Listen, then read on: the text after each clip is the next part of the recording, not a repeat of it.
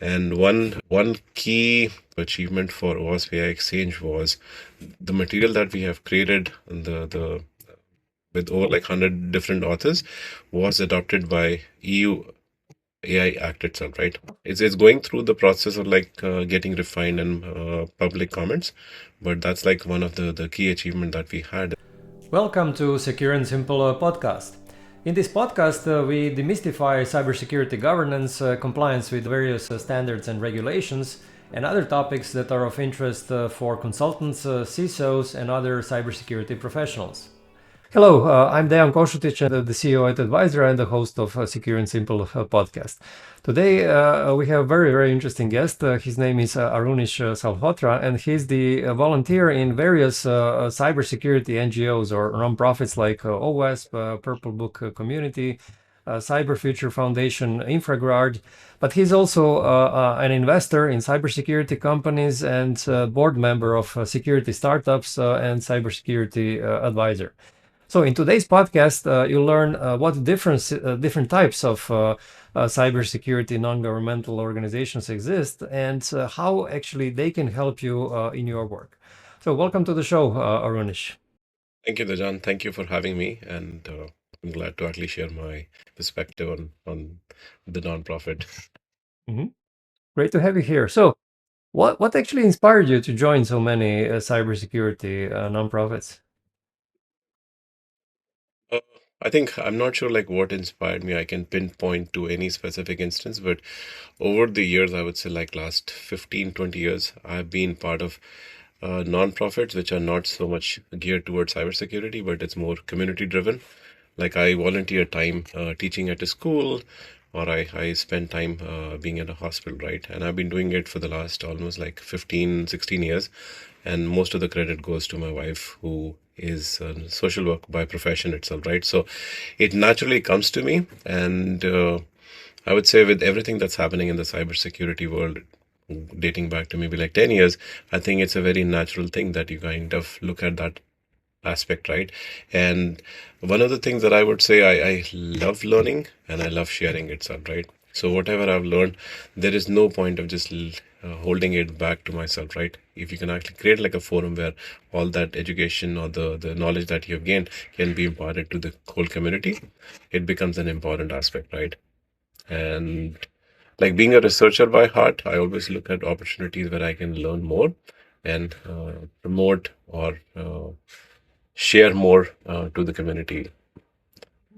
This is really a great way to approach, and I believe that lots of people really benefit from these kind of nonprofits. And how do actually these? I mean, you're really a volunteer in several of these nonprofits, and what are the key differences between these nonprofits, these non-governmental organizations? Like between different nonprofits itself, the one key difference that I would say is the focus area. Like OWASP, which is something that I dearly is very dear to my heart itself, and I'm trying to actually bring it to the next level itself. Whether it's in terms of like conferences, speaking to companies which are using OWASP technologies or project itself, whether it's OWASP top 10, LLM top 10, AI exchange, you name it. Mhm. So I think the focus area is different, right? Like Purple Book community is a community of application security professionals across the world. Like before I moved into security full time, I didn't find any forum where you can actually go in and like learn about okay what other companies, other organizations in different countries are doing, right?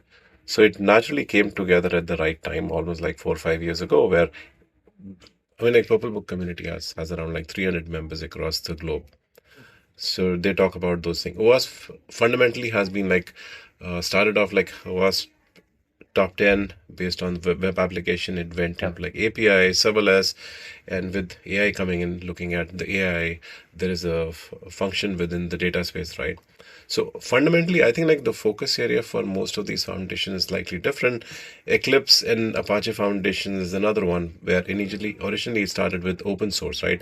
Like most of these applications that we know about today is based on like open source libraries that we currently use, right? Apache was probably one of the initial foundation that was started, right?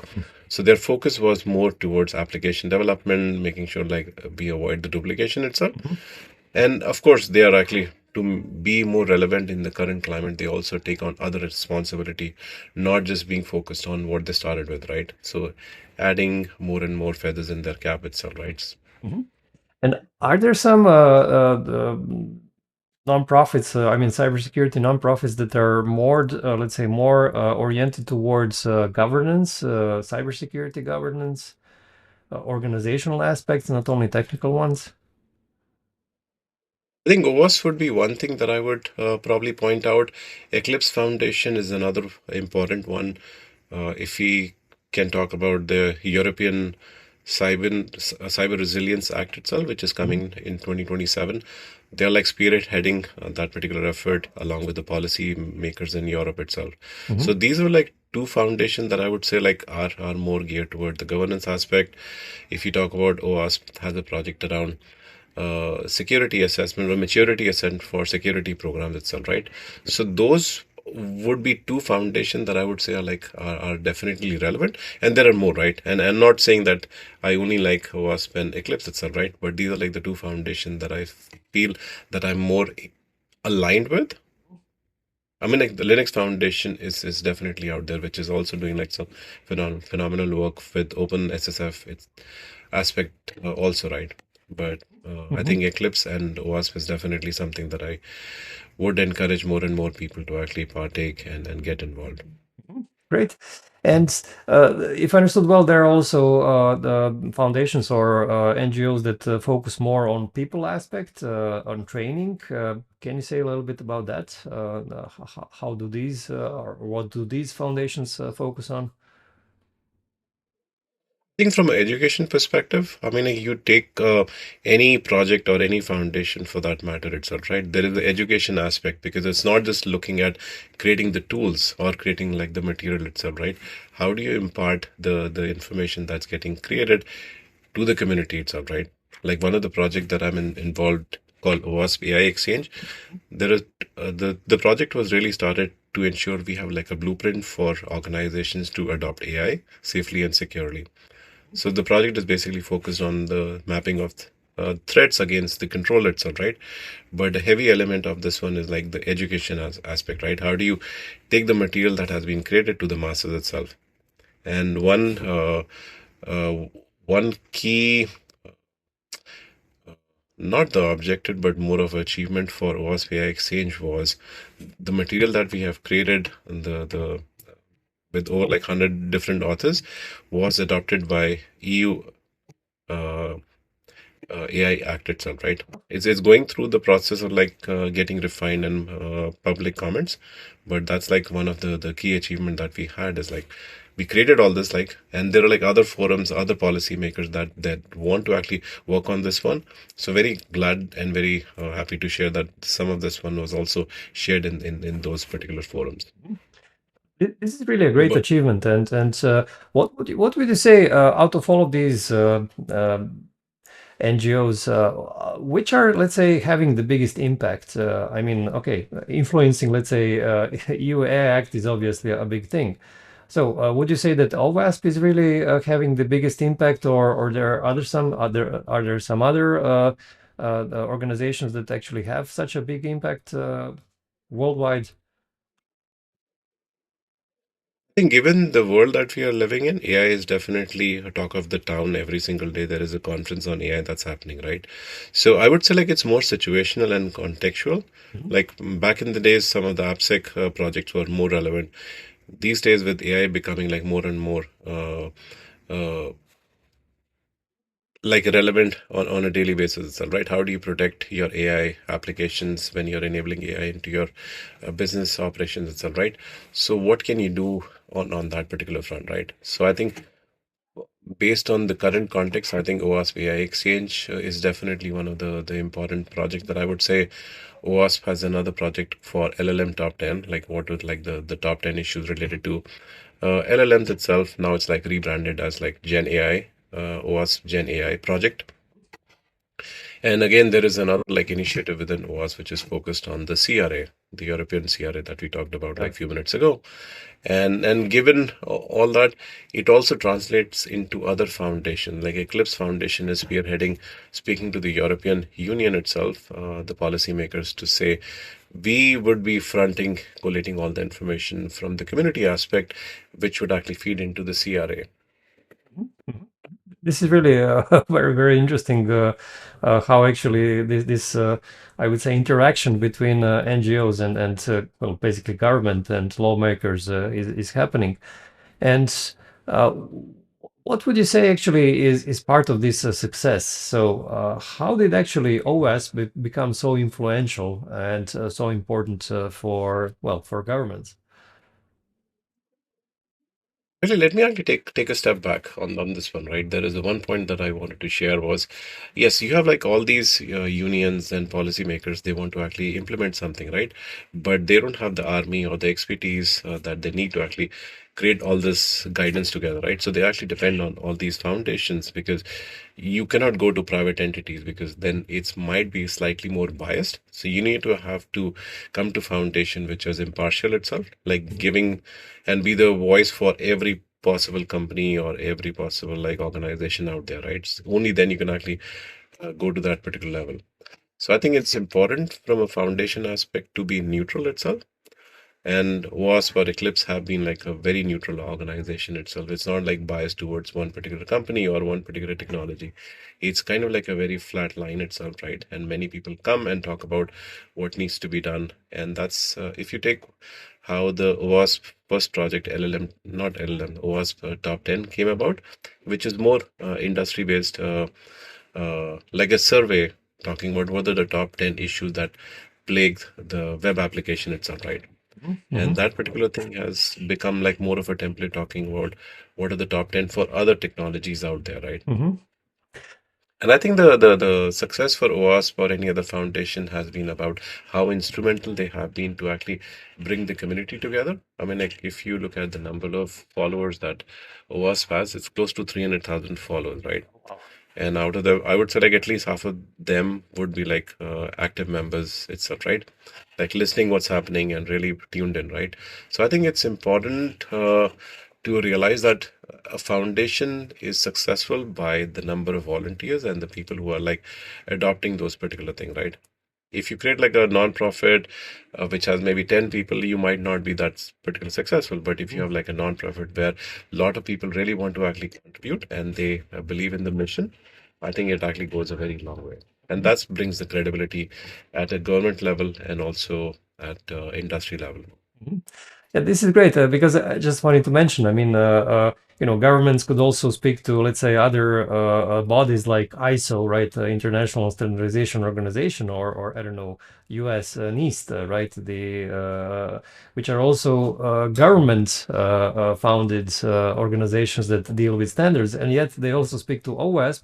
But I guess this is exactly because of what you mentioned. It has a large, I would say, number of volunteers, and it has a large credibility because of it. And obviously, this is why governments probably consider OWASP as important as, let's say, ISO or NIST, right? Yeah, yeah. And in fact, like we talked about the NIST and ISO itself. I mean, like, so part of the leadership, we actually have a regular touch point with ISO and NIST Mhm. organizations also. Okay. So it's not like we are only looking at like creating whatever we are doing in silos itself.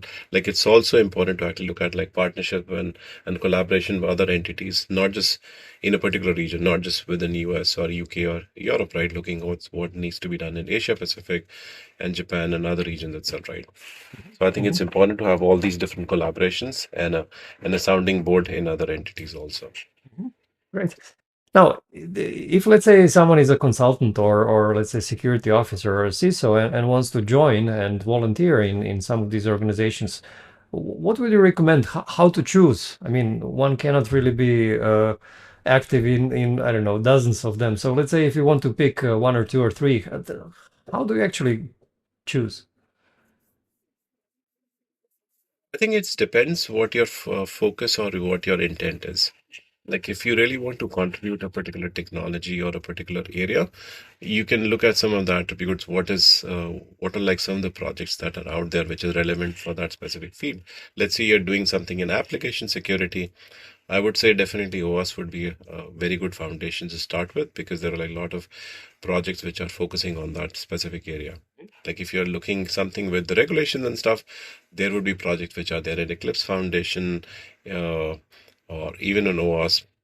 Looking at the supply chain aspect, Linux Foundation is a perfect example where the OpenSSF is like driving a lot of efforts in that specific area. So it just depends what your intents are, like where you're coming from. Are you a CISO? Are you more of a practitioner? Are you coming from a compliance or a legal background? So I think it just depends on the persona and also the relevancy of that particular project against what your intent is.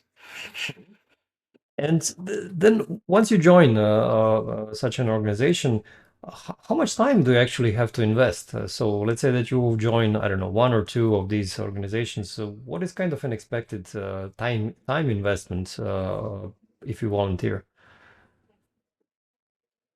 I would say, mm, based on my uh, relationship with all these different foundations, it depends on the kind of persona that you're coming in as. Like I would say, like there are like three personas. One persona is looking at them. I'm going to actually consume and read the material itself. The other one is around like I'm going to actually help contribute towards a particular thing. And the third persona is more on the leadership level, right? Uh-huh. Like, of course, if you're at a leadership level, the amount of effort that you have to put in for growing the project itself is going to be significantly much more than like the persona number one and persona number two. But let's say most of the people that I would say kind of fall in line with where they're contributing fall into the persona level two, where they really are contributing towards a project. So it could be anywhere from like 1 hour per week to maybe like 6 hours per week.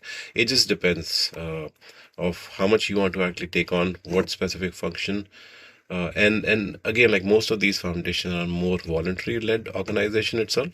So there is no like a strict guidance. You need to actually devote like 1 hour per week, right? Mhm. Or 3 hours per week.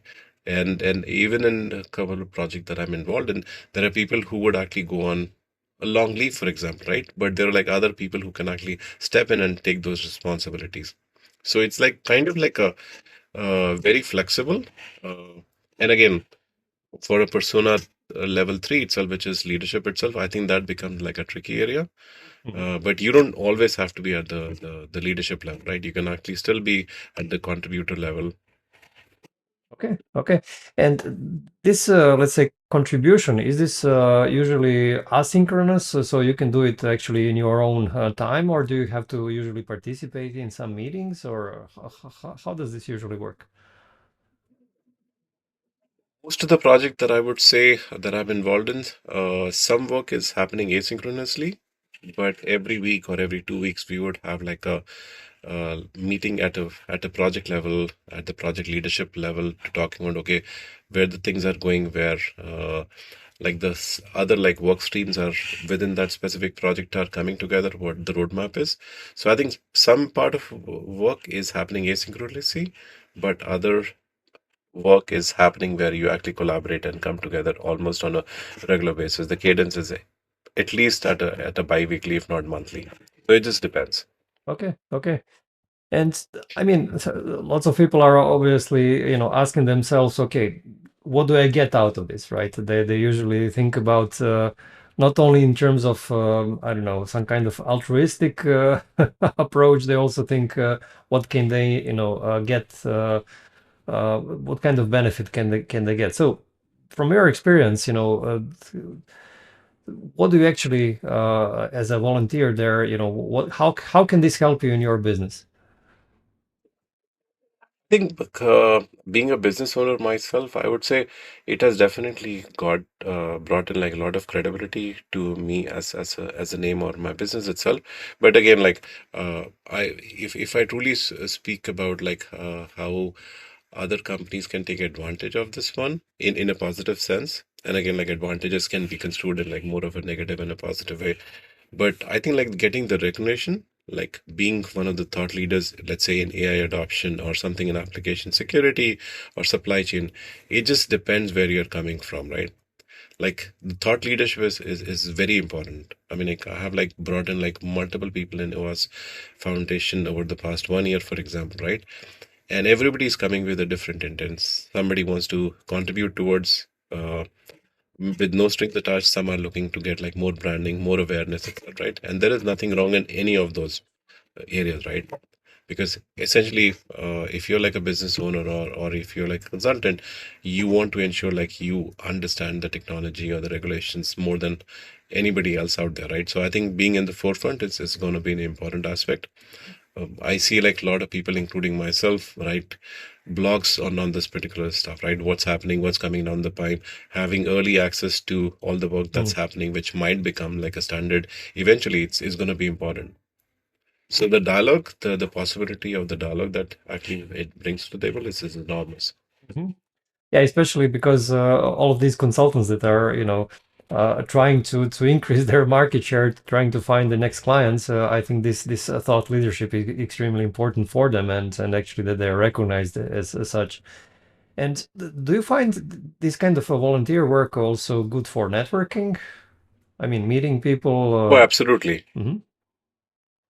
Absolutely. Again, like if I go back to my earlier example for Purple Book community, before I started working in the application security space, I probably knew like maybe two or three people in the industry that knew that, okay, they were working, but having access to 300 plus people, it just changes the whole thing, right? So you have different chapters in different geographic locations, whether it's in New York or Bay Area or Singapore or India. I think there are a lot of chapters. And even if you take about any foundation, for example, right, the more and more people come together in a foundation or a specific project, you learn different perspective, different viewpoints. Again, like what's happening in the US or Europe in terms of regulations might be very different what's happening in Taiwan and Japan and Singapore or Australia itself, right? So I think it changes the perspective and opens into appreciating what's happening in other places also. Mhm. Yeah, great. And And sometimes relationships like goes a long way. Like you might be ending up in the same conference, maybe it's an international conference. You actually meet people that you already know about, right? yeah, and it definitely probably opens up completely new business opportunities you never dreamt of, right? So it's probably something that Exactly. Yeah. yeah, yeah, great. And speaking of these continents, do you feel that these NGOs have a specific, let's say, geographic focus? So are some of these nonprofits more focused on, let's say, America? I mean, North America or South America or Europe? What is your impression there? I think most of the foundations probably started in a specific region. Let's say uh, some organizations started in US, for example, or some organizations started in Europe or Belgium or somewhere in the world, right? I think it comes to a point you realize like you cannot operate those foundations focused in a specific region itself, right? Again, there are going to be like nonprofit which are specific to a particular region, but if you are looking at making sure your foundation itself is globally applicable and respected, you actually have to see, okay, I'm going to actually create more footprint in other regions. Hmm. Like Hmm. one of the things that's happening in OSPI exchange, for example, is initially it was focused for looking at the regulations and threats primarily on Europe and US, but I think there are a lot of like authors who actually come in from other parts of the world, whether it's in Middle East or all the way to Australia itself, right? So I think many organizations have realized that it's going to be like a more of a global footprint if they want to be actually more relevant in this global economy, Hmm. where your organization and industries are like not just focused in one specific region, but it's like across the globe. Yeah. Okay, there are some professionals who are skeptics about these professional organizations, and they basically say that this is a waste of time. So how do you actually comment on these people who don't see the benefit in actually volunteering in cybersecurity nonprofits? So what do you think of these skeptics, and what is your, let's say, arguments when they say that this is Yeah. simply a waste of time? I'm pretty sure there are skeptics for every single thing. Fortunately, I've not come across such people till date itself where they don't believe like any foundation which is like really looking to make a change. Uh, but again, like thinking out loud where they might be coming in, like people might have concerns about duplication. Like there might be like foundations X, foundation A, B, C, which might be working on something similar. So they might be like concerned about the duplication, or they might be concerned about that things move like not as fast in like in companies and their enterprises itself, right, where decisions are being happening like on a daily basis, right?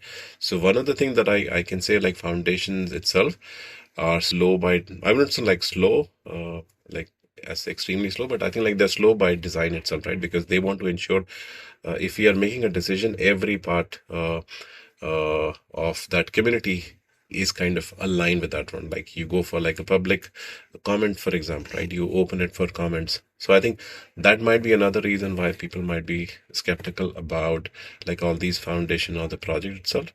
But from my perspective, till date, I've not come across people who actually think otherwise itself, right? That they're not contributing to something meaningful in their careers itself. Mhm. Okay, okay, good. Let's speak a little bit about your involvement in these OWASP projects. So, if I understood well, this is OWASP AI Exchange and OWASP AI Bomb, right? Um, can you tell a little bit about these projects and what do you do and what is the goal of these projects?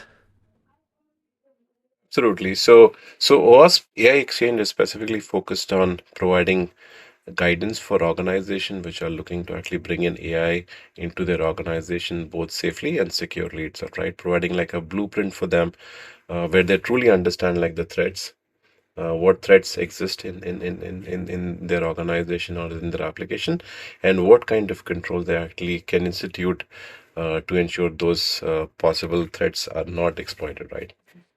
So this is a project which started almost like 19 months ago, like early part of like 2024. And during the inception, I got involved. And how I got involved is again like a very interesting thing. Like everybody else, I was a user for AI in 2023, Hmm. but I really want to actually get into the weeds, understand like how everything is happening. So I started a research group. We were like 11 or 12 of us. We used to meet every 2 weeks. Fast forward like 2024, beginning of the year, I saw like a post by the lead for OWASP Exchange, Rob, who had commented about he starting like a project like this one, and I really wanted to actually get involved because like I really want to actually learn. But if you actually have like army of people which are like kind of collaborating together, your pace at what you can actually learn is far greater than like what handful of people can do together, right? So that was my involvement with OSP Exchange. Initially, I looked at different aspects of bringing more relevance to AI Exchange into the community itself, looking at having more presence for OSP Exchange in different conferences, different blogs, different articles that were published. And one of the things that I have realized in the last almost like 6, 7 years, that even if it's a nonprofit, uh, people are working as a volunteer itself, sometimes you definitely need the money or the sponsorship aspect, right?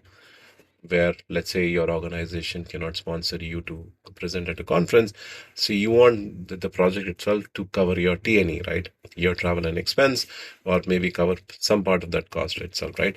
So so sometime early this year, I also started looking at the sponsorship aspect, and I made like a, I would not say like a lofty goal, but I definitely made like a decent goal for the project itself to raise like X amount of dollars for the year. And happy to say that by the end of the year, not that we will not be able to actually like meet that particular goal, we might be at a 1.5x for that particular thing, right? Which helps everybody who's contributing day in, day out in terms of like, yes, recognizing them, doing the merchandise, going to different all like conferences which are like more locally or maybe internationally itself, right?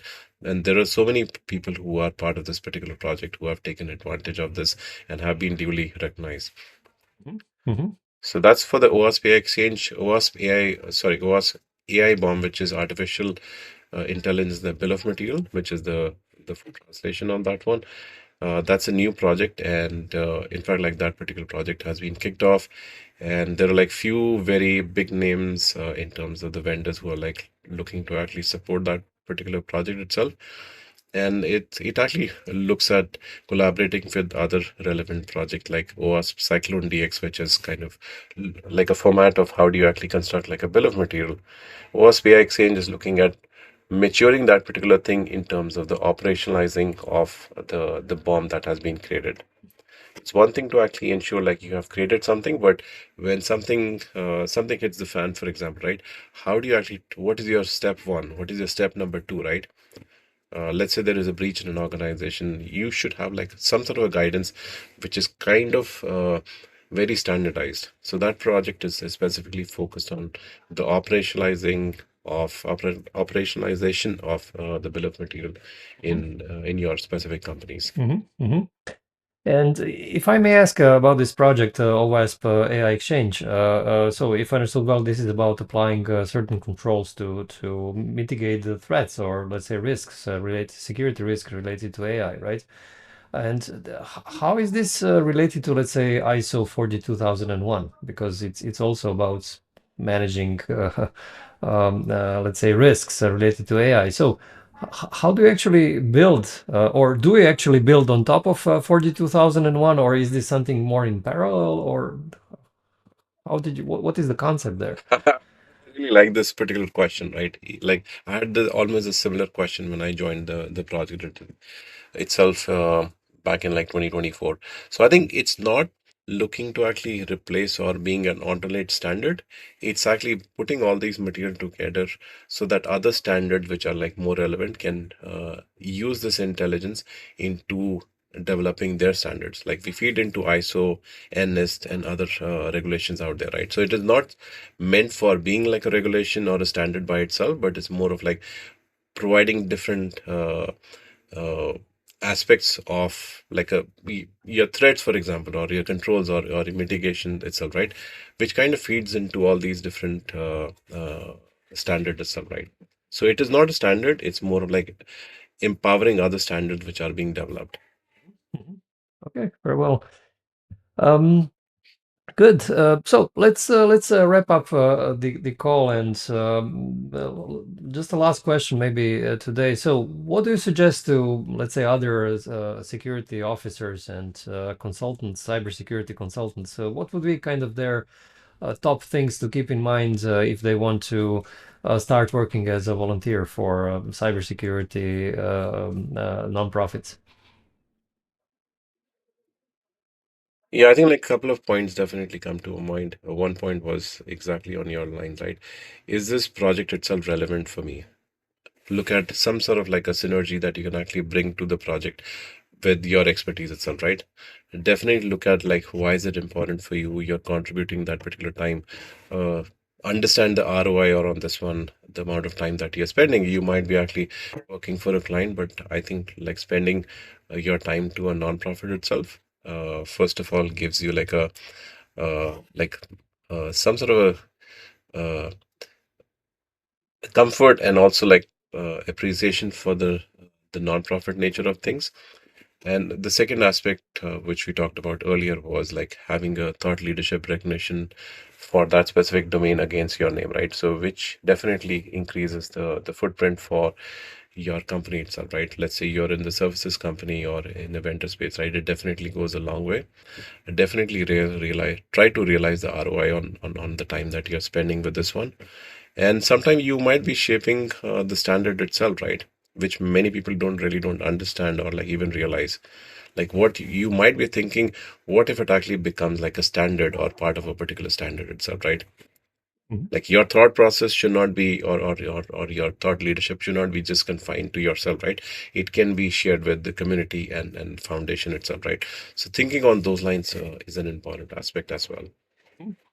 And I guess also what we mentioned before the call is that you have to feel good about it, right? You have to also somehow feel that you contribute also to let's say to other people and help them actually achieve their goals as well. Yes. Yeah.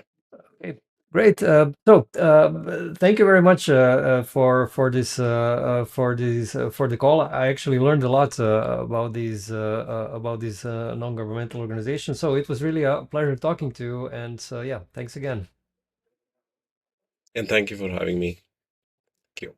Great, and thank you everyone for listening or watching this podcast. And see you again in 2 weeks' time in our new episode of Secure and Simple podcast. Thanks for making it this far in today's episode of Secure and Simple podcast. Here's some useful info for consultants and other professionals who do cybersecurity governance and compliance for a living. On Advisera website, you can check out various tools that can help your business. For example, Conformia software enables you to streamline and scale ISO 27001 implementation and maintenance for your clients. White label documentation toolkits for NIS2, DORA, ISO 27001 and other ISO standards enable you to create all the required documents for your clients. Accredited lead auditor and lead implementer courses for various standards and frameworks enable you to show your expertise to potential clients.